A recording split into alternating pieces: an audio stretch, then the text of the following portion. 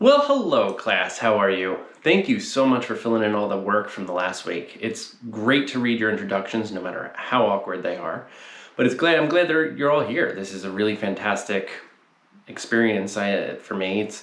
I'm glad that you were all able to participate in it, and let's keep the energy up because it's going to be a weird semester where we're in this digital space. So we'll do the best we can, I guess, and you guys did great. So I appreciate you participating in it, subscribing to the newsletter, and doing the polls. And this week, we're going to be doing the introduction to memes. And so it's going to be covering a fair amount about the introduction to memes. Now I'm going to say that word again because we're going to return to memes many times during the semester because it kind of creates the framework that we live in pretty much all the time. So first, before we start talking about memes, I want to go over some of the things that we did that got us up to this point in the class. So also, I gotta start wearing contacts because I gotta hold paper to read this stuff if I don't have my contacts in because I keep a cue card past here, but I can't see it. And if I wear my glasses, then the reflection happens. Anyway, you don't need to know that, but that's for the future. So first, survey results. Thank you for filling out the survey because that gives me a good type of glance at how everybody reacts to things and what experiences you bring to the class. As far as your results, it was pretty interesting. Your so-called your responses here. Those who said they were fairly fluent in internet is 75% of the class. That's awesome. I really appreciate that. That actually helps me out a lot because then I could say certain words and jargon that you don't have to be like, what the hell is he saying? If I do happen to say something in a lecture or write something in a newsletter that you don't understand, make sure you ask, because if you have a question about it, it's likely some of your classmates do too. And I don't want to be exclusive in any of my language, but this is going to be a very heavily internet language course. So those of you who say that 3/4 of you say you're fairly internet fluent, that makes things easy. 2 of you said that you could identify loss from a distance. So that means you're truly internet fluent. And if you can't identify loss from a distance, that really doesn't matter. So don't worry. How many of you use social media consistently? This is an interesting number. You had 71% of you use social media consistently. 2 of you say you're influencers. So that's awesome too, which means obviously you're going to use it more consistently than most everyone else. And then finally, the most important question that I think I put on here, which is the one that we're going to be answering over the course of this semester, is social media good or bad for the world? And 87% of you responded with, it's complicated. And that's true. I think that's my biggest standpoint too. I believe that it's complicated. I think we don't know yet. I think when we look at speculative fictions and we read stories about the future, they refer to our present as the early internet age. Early. Remember, we're only in this for the last 31 years. That's how old it is. So everything that we know about the World Wide Web is about a little over 3 decades old, which means we have no idea what its true effects are. Everything that's caused damage to our systems and our democracy happened within the last 15 years. I used to always tell this joke. While Mark Zuckerberg was writing Facebook, I was getting probably blackout drunk in college, but these things don't always line up right. With Mark Zuckerberg, years later, may be a billionaire, but at least I could say for myself, I am not complicit in several genocides. So I got that going for me. But these things are very recent. We don't experience the future until these things have happened. So the complications that come with social media are inbuilt into those systems. And this semester, we're going to be exploring that. We're going to be exploring that from many different points of view. One of the things that you brought up in your discussion board post, which I think is really important because this was echoed several times from many of your classmates, which was that you're very interested in figuring out the psychological issues that come with social media, how it's affected us as a society, which I think is really important, and algorithms, and what that does and how algorithms even operate. We will be going in depth with algorithms. One of the notes you may have noticed in Generation Like is how algorithms themselves tie in, and that was the early days of what algorithms could actually do to us. We will go in later when we talk about surveillance capitalism about how the algorithms have changed post-Cambridge Analytica, post-2016. So we're going to be going really in depth with that. And so some of your classmates, Daniel, Kaylin, Victoria, these are words that you guys brought up, but many of you actually said these over and over again. And I think this is something that was echoed many times that I'm like, yes, this is good because this is the interest in which we're going to be exploring this semester. So keep this curiosity open because that is what we need to tackle with for the course of the next 14 weeks now. So, all that said, this lecture is going to be a little bit longer only because it delves with the introduction of memes, and there's no way to really shorten that. There's no way to really make that into something reductionist because memes are already reductionist.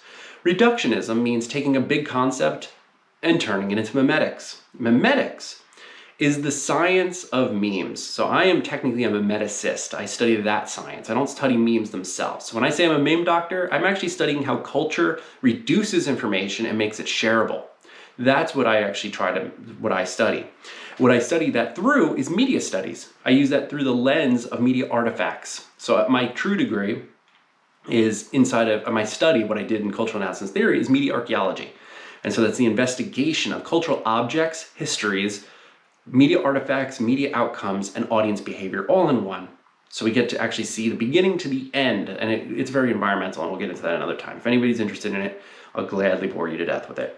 But when I study memes, I really am focused on what that does environmentally, how it is as part of our systems.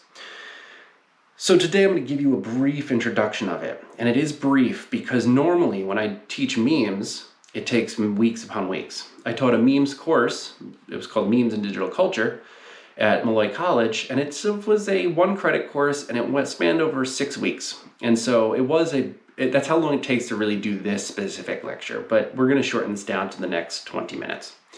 So it is going to be collapsed and reduced.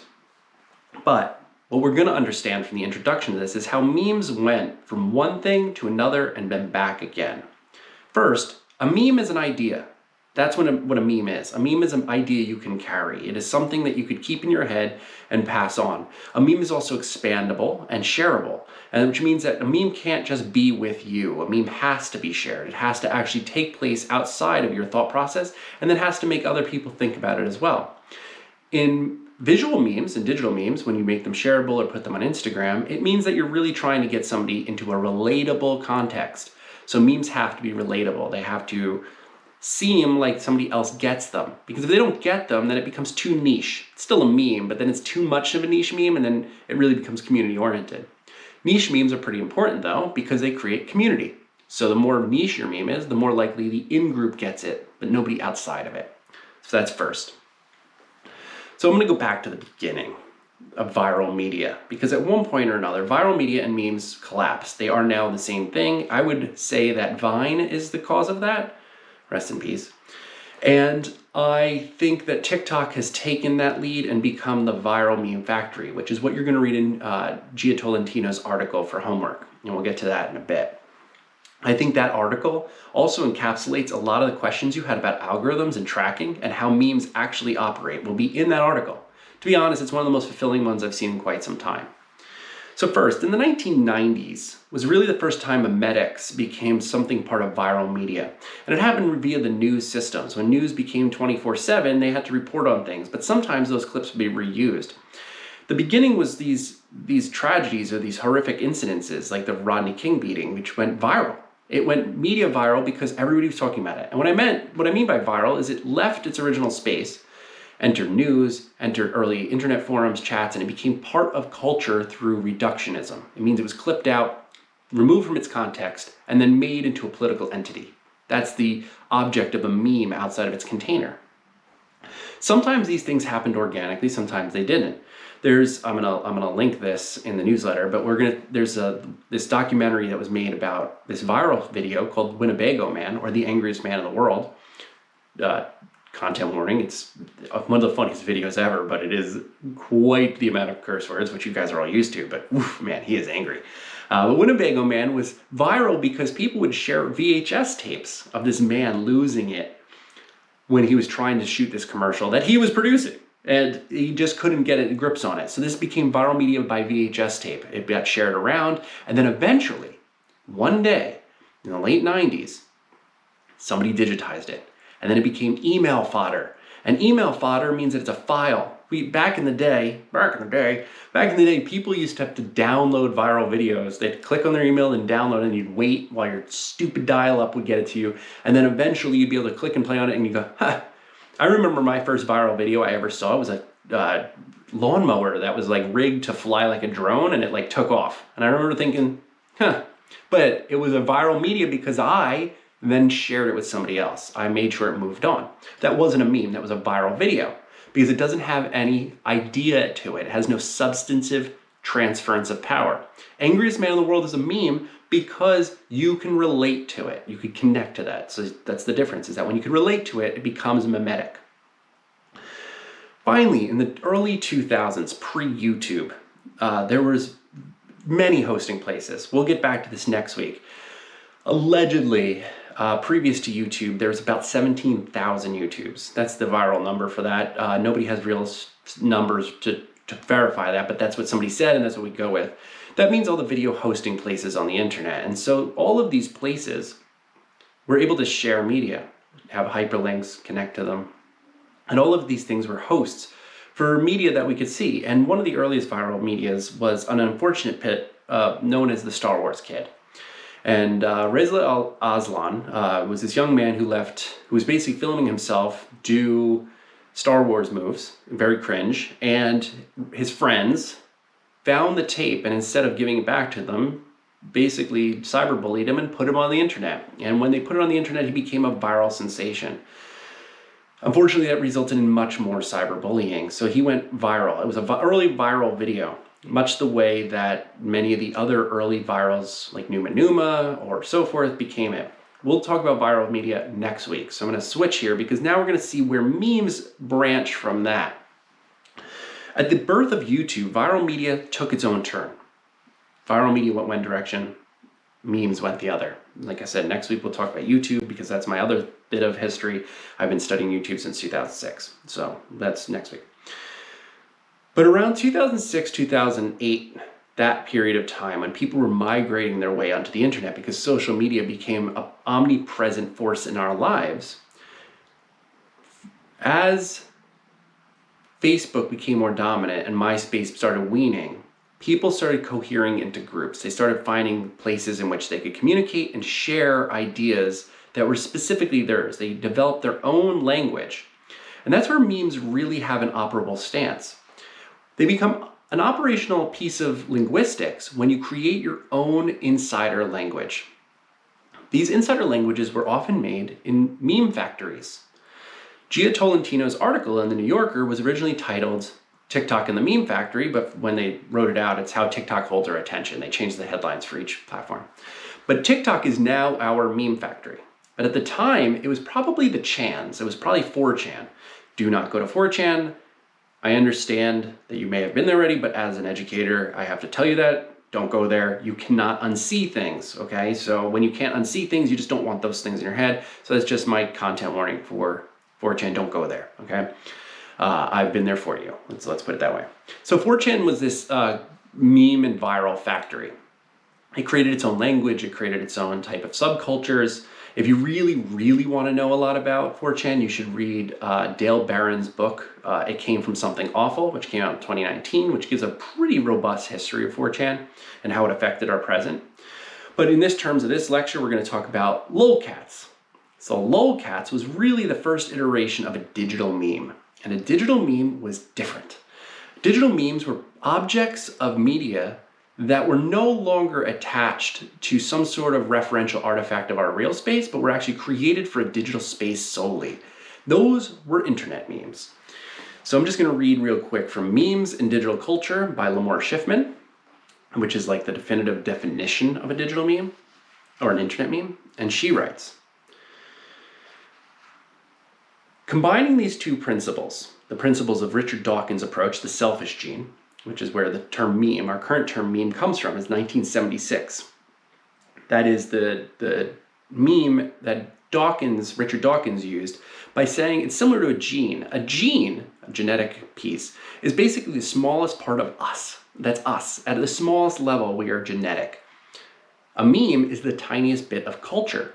It is just the genetics of culture. So that's the Dawkins one. But then it's also about the way that groups make memes. A meme cannot exist in a vacuum. It requires groupthink to make them operate. So then she says, if you combine the idea of the genetic meme, the idea of a bioinformatic, and the idea of groupthink, you get this definition. A A group of digital items sharing common characteristics of content, form, and or stance, which B, were created with awareness of each other, and C, were circulated, imitated, and or transformed via the internet by many users. That is the working definition. As I said before, I have the first ever peer-reviewed paper on Pepe the Frog. That's the definition we worked from. And the reason we work from that definition is because it allows us to make sure that it's there. So I'm going to reduce that for you. Digital items sharing characteristics, created with awareness, let's use the word reference for that, of each other, and then circulated, imitated, and transformed. Okay, so that's memetics, that's digital memes, that's what it really is. Schiffman later goes on to explain this, that it also requires an additional component. Henry Jenkins' idea of spreadability, the idea that it has to get out there. So she writes this: memes have to be somewhat amateurish, they have to be unpolished, they have to work within an organic space, or at least look that way. We'll get to this in a second. And she writes, thus, the ostensibly unfinished, unpolished, amateur-looking, and even weird video invites people to fill in the gaps, addresses the puzzles, and mocks its creator. The interpretation follows Henry Jenkins and his colleagues' description of the gaps as enhancing the spreadability of the content. They depict incomplete and open-ended epitomes, what John Fiske, writing about television, referred to as producerly texts, media products in which gaps and inconsistencies invite viewers to write in their absences, thus creating new meanings. In other words, a meme is both finished and unfinished. It has a space for thought, but a space for somebody else to build upon it. That's where memes travel. So if you look at any meme, there is a point in which you have to understand where that meme came from and where that meme is going. Otherwise, it's not really a meme. To use the most common, most recent one, the Bernie meme, you have to know why Bernie uses the dresses in the coat. You have to know that that coat was also in his previous meme when he said, well, I'm once again asking you for your financial support, which is honestly a perfect meme. You also have to understand that his smugness has a relation to the politics around it. You have to understand that the isolation and the mask has to do with the COVID virus. You have to also understand that that meme is then going to be placed everywhere, just the way that Smudge the Cat would be placed into other settings. These types of things are now part of the memetic structure. So it's complicated, but it's easy because you get it. For those of you who are online enough, you understand that this is just how it works. So lolcats was Internet Language version 1. They were known as image macros. Image macros mean that they are kind of the haiku base of the original images. So it required the image to tell the story. So like snarky Willy Wonka or Bad Luck Brian. It's a haiku. You have the setup, the image, and then the punchline. Those are macros. Lolcats were the interior thought of cats, which means the macros were actually lifted and put onto the cat itself. So they were basically comics. Think of it that way. Finally, the new iteration occurred with Doge. The Doge meme changed everything. We live downstream of the Doge meme. So the Doge meme is possibly the most important part here. I'm going to very quickly and rapidly explain the Doge meme, but you should probably check out the meme literacies workshop I did last summer to really go in depth with it. Because the Doge meme changed the way we understand media in general. A couple things happened. One, Doge was a dog speaking. It was also a very specific type of dog. It was a Shiba Inu. Two, it changed its font. It went from Impact to Comic Sans, thereby releasing it from its old structures. Memes were now free. Three, it created a new language that was not lolcats that broke in English, but it was more along the lines of wow, so, and much. Like new types of little adjectives that were in there and adverbs that allowed it to speak differently. But that's not really what changed Doge. What changed Doge was its commodification. Obama decided to use Doge as part of an ad for a healthcare campaign, but he didn't use the Doge original image because memes are copyrighted. All memes are copyrighted. You should know that for the rest of the semester. Because tonight, I'm going to interject here with some homework. You're going to, not tonight, but during the week, you're going to supply or submit 3 memes. Now you're submitting them to the assignments because some of these memes, I don't know your meme behavior yet. I don't know you yet. These could be inappropriate. I don't want them to end up on the message board. Although things you're going to put on the message board will have rules in a little bit. But you can make any meme you want so long as it has some sort of understanding to some sort of internet culture or social media culture that you find as your memes that you like to make. But what I'm seeing here for homework is, how do you make a meme? How do you use mimetic language? Do you have a fluency in mimetic language? That's your homework assignment. It's a complete or incomplete. So you're going to see that it's 100% or not. So you have to submit it.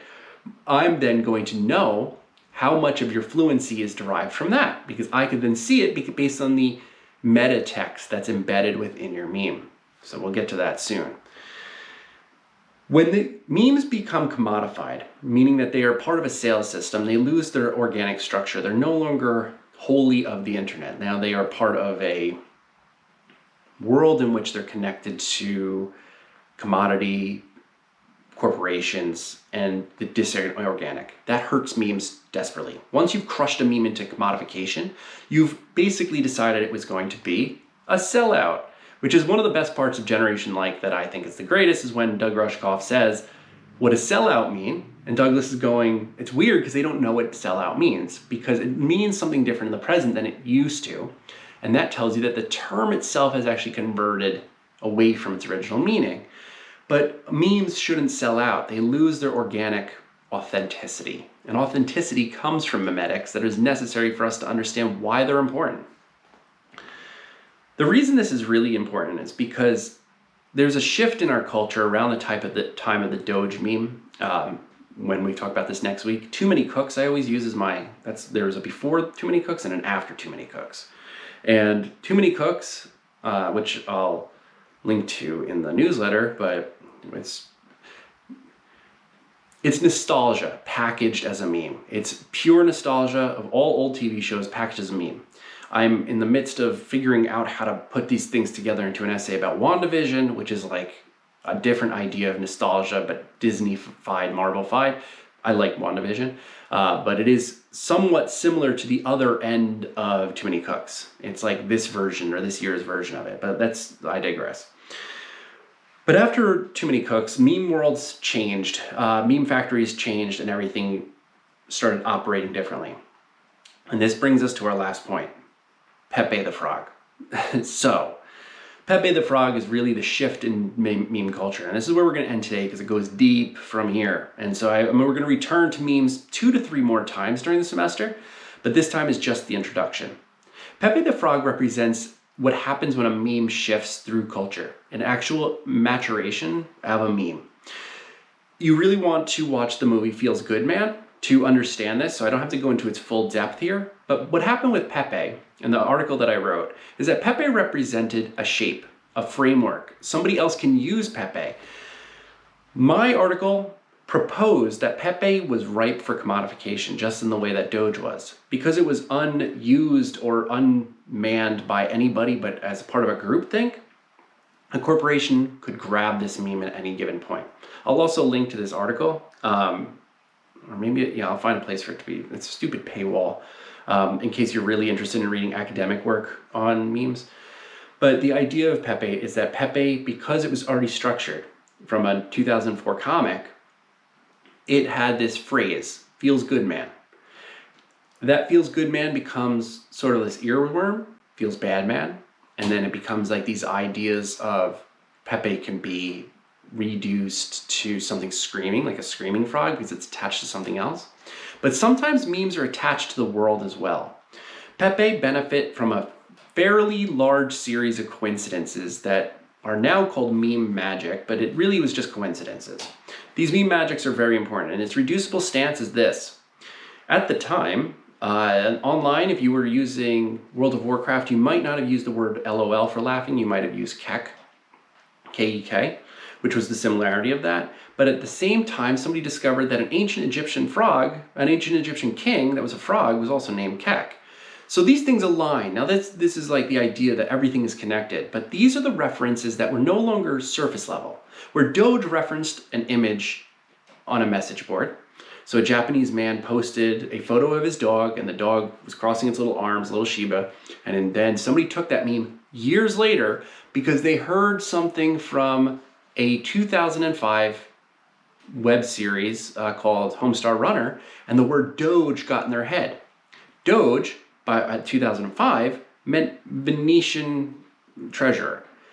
In 2010, when it was named for the dog, from there forward, it overrided history. And if you need to see that, I'm going to just show you that in that meme literacy piece. So if you do have a chance, go through the meme literacy bit. You can see Doge's evolution and how dangerous that is to history. Pepe, in the same way, can be placed as an emotion. Very similar to the way emojis work, Pepe became an emotion. Then, of course, it became co-opted. And that was unforeseeable at the time, but the co-option by the alt-right was eventually the idea that that's its commodification. That eventually, it wasn't the idea that a corporation could take it, it's that anyone could take it and give it new meaning.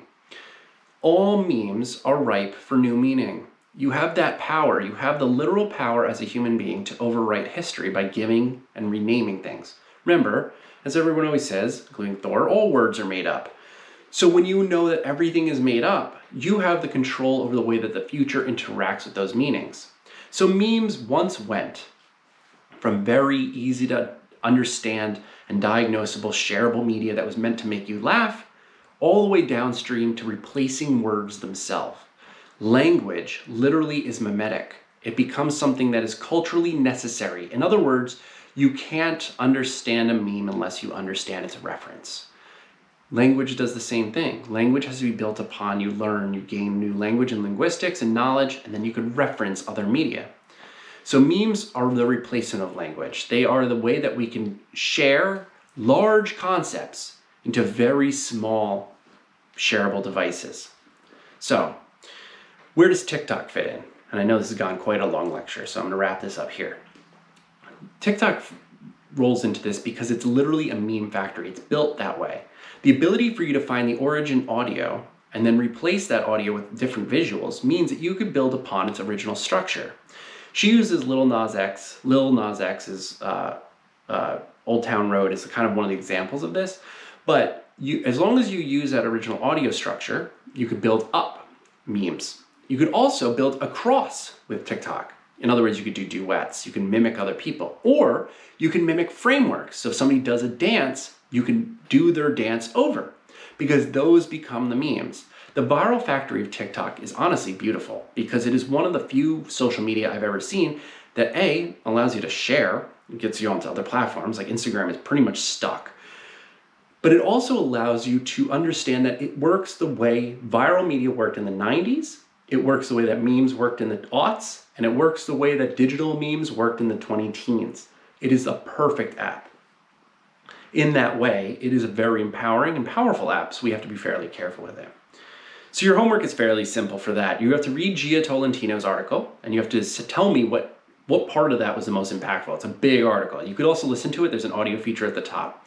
I also want you to share one TikTok. This is in the discussion board. You can share its link of what you think is one of the best TikTok memes. What do you think it is? Not your favorite TikTok, because you probably have a favorite TikTok, but what do you think is one of your favorite TikTok memes that you can share with me inside of this, and then share it with all of your classmates. This is also important too. Don't put anything disturbing that's going to mess your classmates up, please. It's just not appropriate. But put in something that like you believe is something that you're like, this is it. I think I found it, guys. This is the best one. There is a good chance that some of you might find the same one or love the same one. When I used to do this with Vines, people would often share the identical Vine because it's sometimes everybody relates to it. But it gives you the opportunity to share what you personally think is it. I just want you to write a very quick, underneath that, why you think it's one of the best memes. Don't go crazy with this. Don't write big text. The question first, you'll see the prompt about Gia Tolentino, but I'm not going to put the prompt in for the TikTok. It's proof that you watched this video all the way through. So you'll see, I'll know that you did this right if you put in the discussion board that you put the TikTok in there and you added what you think is why it's the best meme, just the explanation in it. Whereas the board is only going to say post the TikTok here. Okay, so you get this. You get how this works. So I know that was a lot to take in a 30-minute period, but it is something that is really important for you to understand that when we move forward through this class and understand social media, it is all relatable through images, and images that are embedded with language and are pregnant with ideas. They're ideas that are transferable, and the way they transfer is because of you. And you have all that power over everything. So we're going to learn much more of that during the semester. So I'm looking forward to your TikToks.